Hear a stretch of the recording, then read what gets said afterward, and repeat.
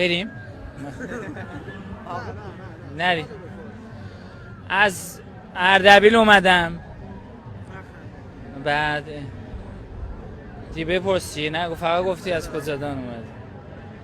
کجا میری؟ اینوری میریم. اینوری به کجا میره؟ والا نمیدونیم نرفتیم چه ببینیم، حالا بریم ببینیم چی میشه دیگه. از کجا اومدی؟ از اینور اومدیم. برای چی داری میری؟ حالا خب اینور نمیشه بره، همه دارن میرن اینور.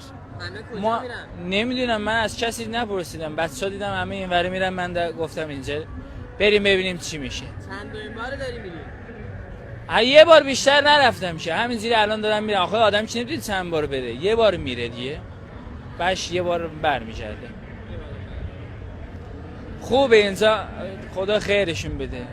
مثلا حمامش مثلا تمیز بود، غذاش خوب بود، ساندویچ میدادن، نوشابه دادن، پرتقال زدن خیلی قشنگ.